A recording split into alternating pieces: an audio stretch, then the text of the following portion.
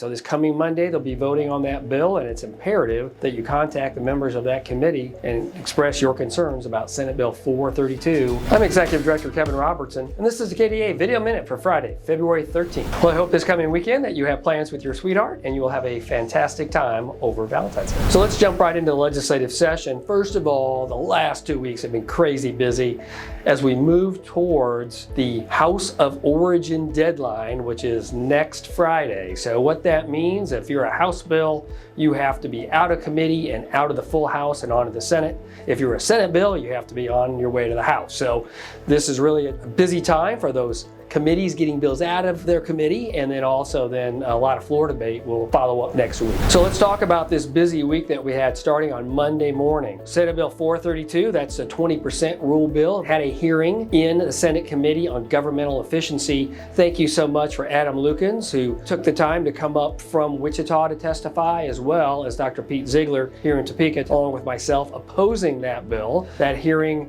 went okay, but I will tell you that the committee is going to vote on that bill on Monday, the 16th. So this coming Monday, they'll be voting on that bill, and it's imperative that you contact the members of that committee and express your concerns about Senate Bill 432.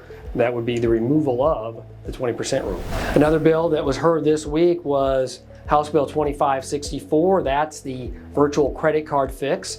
The House Insurance Committee had testimony on that, and thank you to Dr. Dan Nielsen and Dr. Nathan Niles, who testified in support of that bill, along with the KDA. Now that bill is that fix to the loophole that exists from the law that was passed back in 2022. The new law would require the dentist to opt into virtual credit card, otherwise they're already out of it. And then it sets a timeline that once you establish that you want to be paid by an alternative method without a fee attached to it, that stays in place till such time that you change your mind or tell them something different as far as your payment. That's going on. We expect later today the House Insurance Committee will take action on that bill, and we feel really good about that bill coming out of the House Insurance Committee. Thank you for those of you that may have already talked to your legislators about that issue. Third issue, which was a win for the KDA this week, is an ongoing discussion of the budget. So both the House and the Senate is talking about the budget. They're working on that parallel. So in the House budget, there is an additional $6 million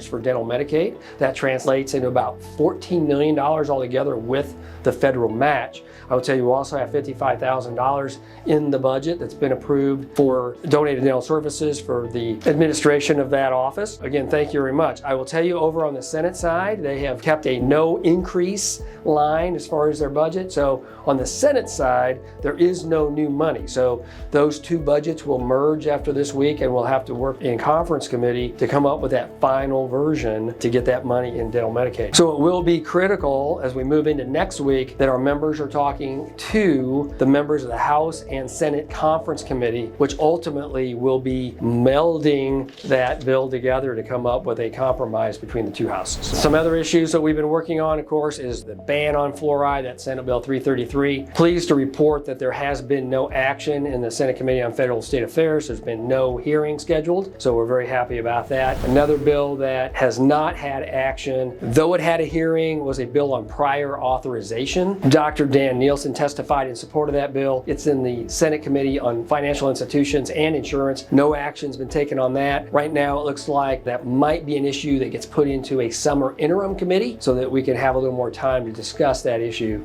with members of the legislature. So one other issue that is certainly a lot of Kansas dentists have been interested in is of x-ray inspections in your office and some concerns with regard to those x-ray inspections. I want to thank Dr. Representative Alan Rivas, who's cultivated a meeting with the KDA and the Department of Health and Environment, their radiation control program, to kind of discuss those issues. We've had some very good discussions with regard to the concerns of dentists. I think they understand some of the concerns we have. We're working on a webinar series to have with the radiation control program to help our members understand some things and maybe some back and forth with regard to really what those inspections look like. Thank you to him, and stay tuned for a potential webinar through the KDA sometime soon. Thank you so much for your time today. Please contact your members of the Senate Committee on Governmental Efficiency about that 20% rule. And finally, as we're in mid-February here already, please make sure that you're hunting down and paying your 2026 2006 KDA dues. That can be done online or through your paper statement that you should have received here the last week or so. On March 31, if you haven't paid your dues, the rolls will be cleaned up, if you will. You'll be dropped from membership. So we want to make sure that if you have any intention to pay your dues, that you get that done so that you can continue to support the KDA and we can continue to work on your behalf to support dentistry in the state of Kansas. And that wraps this edition of the KDA Video Minute.